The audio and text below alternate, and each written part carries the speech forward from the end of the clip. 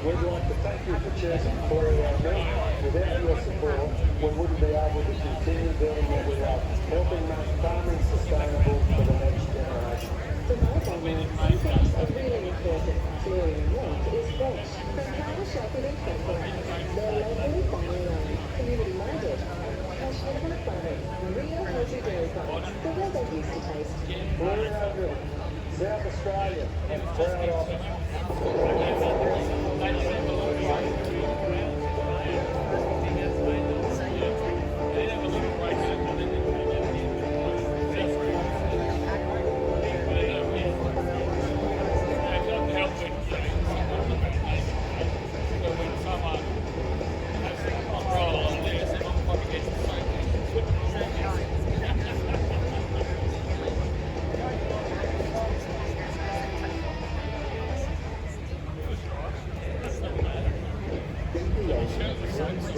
Inside your engine to help keep us performing at its best.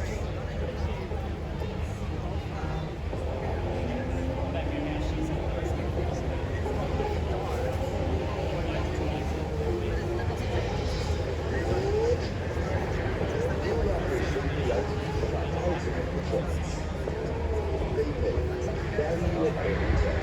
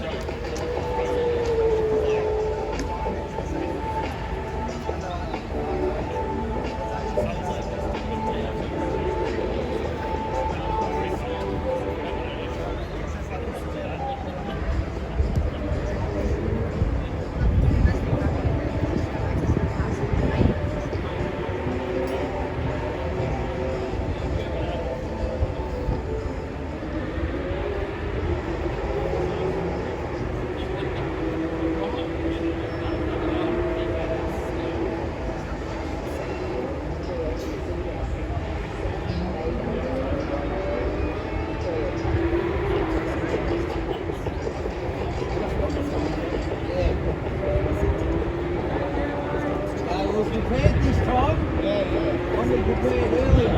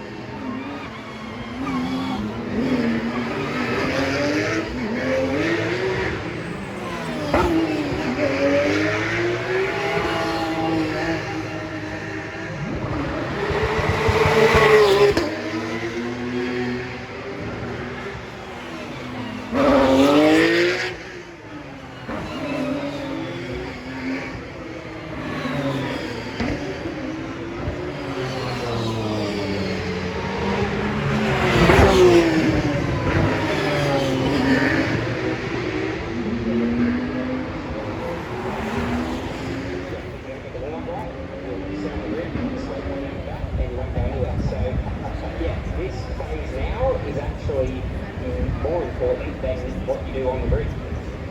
Yeah, absolutely are, because you see how beautifully they're trying, they're still trying to some front fives and reads it. As Oscar said, you've got to get that drive off the line.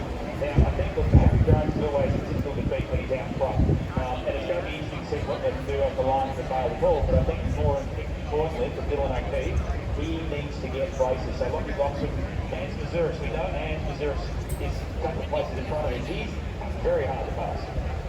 And all of these cars at the front very fast. Glenwood's best ever starting position for a Carrera Cup race. Aaron Love ringing for the weekend, a little cameo from a guy that's finished runner-up in this championship before driving for McElroy Racing, the car that Caleb Sumich has raced all season. And then there's that Pro-Am fight as well, and Matt Belford, car number 14, bright orange car, starting off the back row of the grid. And 2 rows in front of him, you'll see the blue and yellow tail of Rodney James. Monster Wheels, Bob Jantino's car from Sonic. That's the championship leader in Pro-Am. Everything to play for in Carrera Cup with 2 races to go at the end of a compelling season that's seen 8 different race winners and a whole host of drama. What else will Adelaide deliver? Championship Saturday, the BP Adelaide Grand Final. Harry Jones and Bailey Hall. It's the ladder with a better start. Jones has got the inside run to the centre chicane. Even Stevens behind. Who commits the hardest here? Oh, they both commit the hardest. And Bailey Hall ignores the corner altogether and goes straight across. And then we wheel to wheel on the run up Lakefield Street to turn 4. But it's car 28 with the ideal rate. Oh, they're both up the road. And the championship continues up the road. He'll be right at the back of the contenders. Gifted to Dylan O'Keefe. He's already got 3 spots to get far. A huge moment in the context of the championship. Harry Jones up the escape road. He'll be furious. Absolutely furious with that side of it. Bailey Hall was on the dirty side, couldn't pull it up, but it had an escort. Harry Jones, you see him there, he's out back with the Bryans, way back in the field, so he's got a lot of work to do.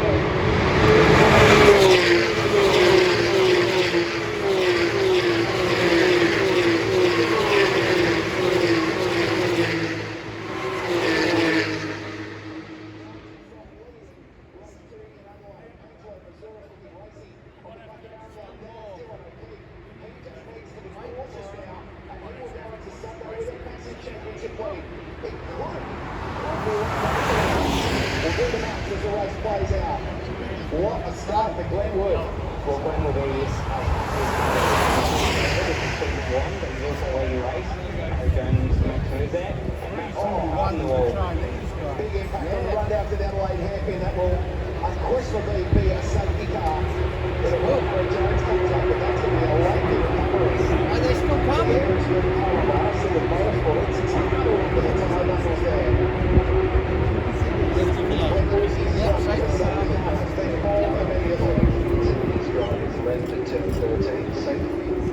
So we saw Harry Jones down on the inside of turn 14, step back into the start. This was awesome commitment for the 2 of them. At turn 1, 2 and 3, it just got wild up at 4.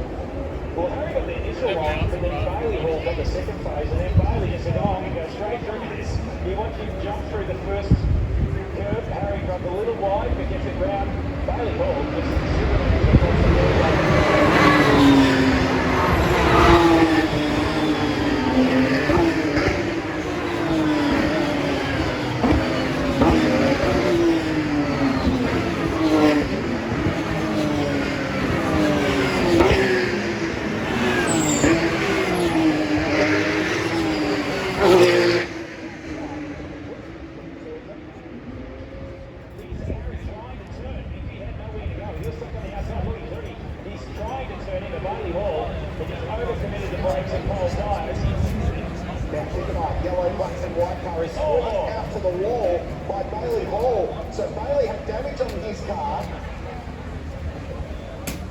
squeezed out into the wall and then a little bit further around. Max Levin's trying to turn, but there's no steering. Completely broken. Oh. That's a big impact. Major impact. Well, the tyre barrier's done its work, but you can see it actually getting flipped up and then over the top too. The water still...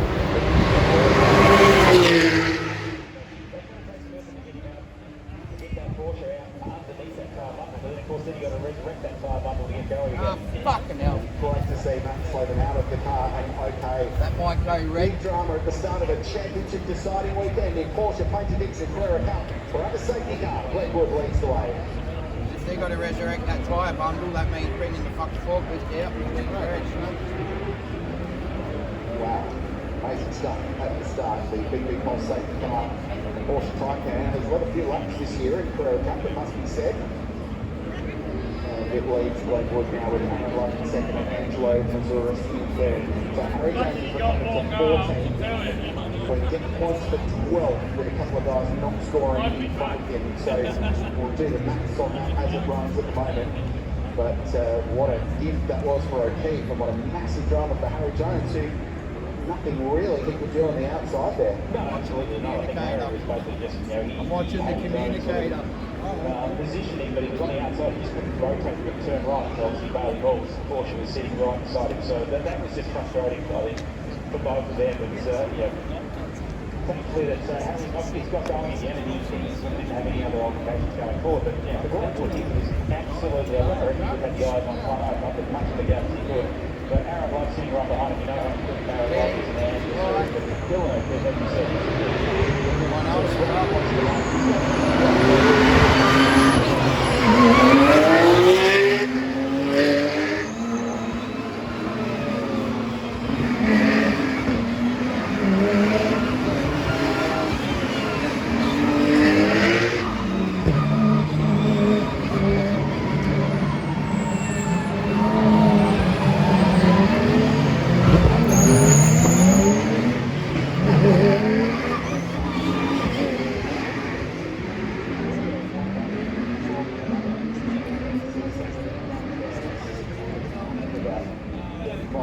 This place on the fence, watching Formula One cars in this incredible circuit.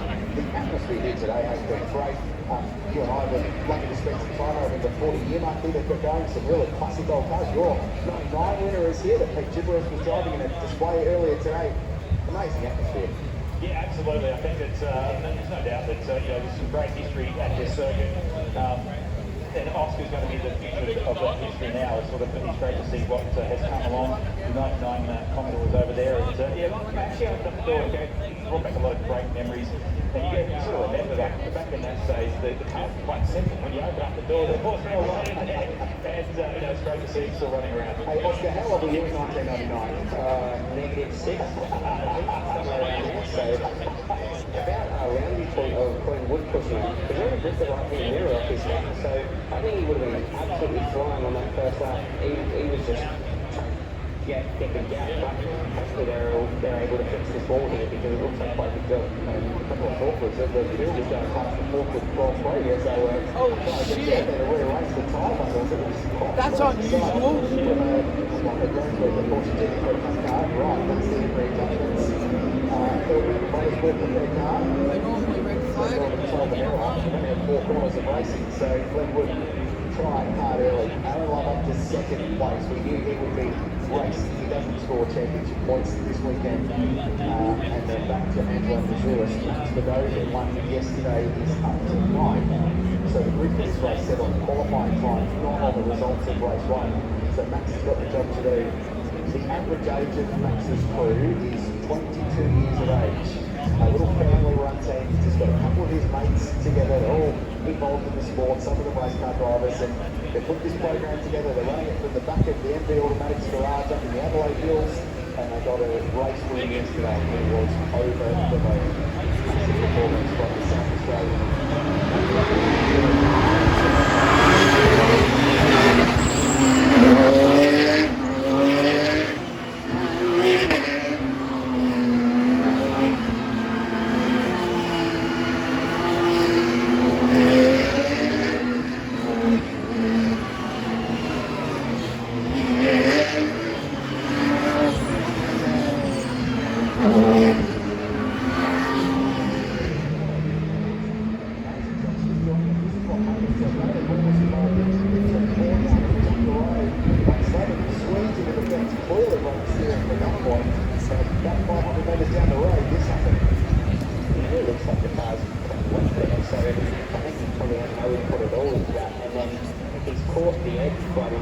Where 2 big stacks of tyres and it's just lifted itself up. It's quite unfortunate. So while the recovery continues, let's keep bringing you up to speed as we count down towards the Retro Supercars Championship race this afternoon. Chad Malon's been getting to the dramas with Kyle Ellen's Penrite Racing Mustang. Chad, what's going on? Yeah, that's right, Rich. I'm wanted down here expecting to see a flurry of mechanics changing later, but there is no engine change going on down here for Kyle. And what they believe the problem was within the engine loop, this little connector on the right bank here. They're investigating all of this at the moment. They've got my lighting guy down here, thanks Steve, for that one at the moment, and they believe that's what was causing the exhaust cam timing to go so haywire, which is why it was making a horrible note, and it kept 5 kilometres per hour slower down the straight line as well. So it's going around all those connectors at the moment, trying to get to the bottom of it. Can't really just come out of park mates, they've only now just been able to lift the bonnet and investigate as to why that would have that issue. But the good news is, A, they're happy to issue that on the race, and B, they're able to change this motor. That's Jack. Takes their personal line by wherever he goes. Jack, the subject, nicely explained. So Sorry, that little girl was coming in to the young man pretty from Mount Gambier. far out from that fence. This year, and in a position to fight for a championship this weekend on home turf. As I just said to the parents, this fence is there for a reason. If something comes from Ryan, you've got to insure it if they're in the market. A lap or two, and a lap or two dash. If they get going, get Burnwood, and there's absolutely nothing to lose. They're just going to want to win. So I really hope that's good. This is going to be entertaining.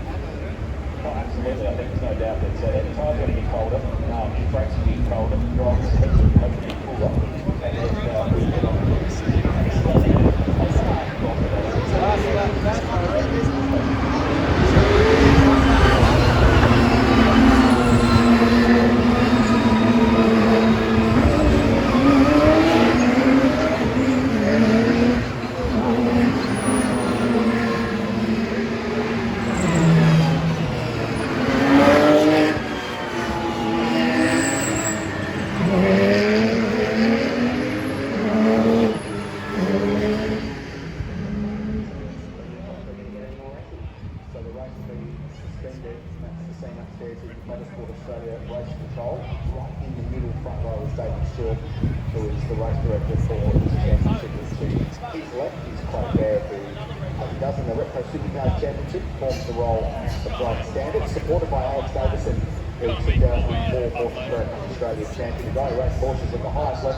internationally, he also advises. So the race has been suspended. Cars will go into pit lane initially.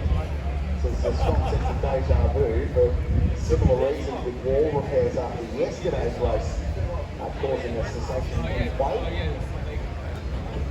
That's some very unfortunate wall damage this weekend. It's common that you get this many red flags because of wall damage. Situation. The team here do such an incredible job in getting the racetrack back to a point where it has to be safe first and foremost for the next races that come up.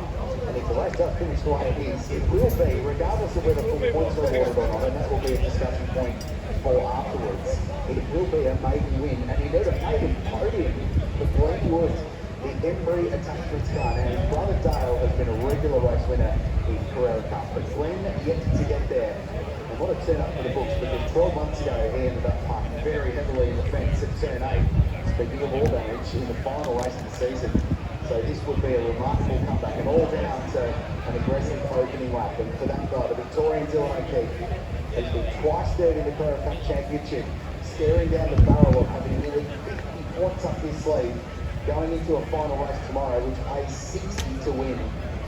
And that guy, well, caught out wide at turn 4 at the start of this race. And as a result, tumbled down in 14th position. He'll ultimately score points for 11th provisionally at this point.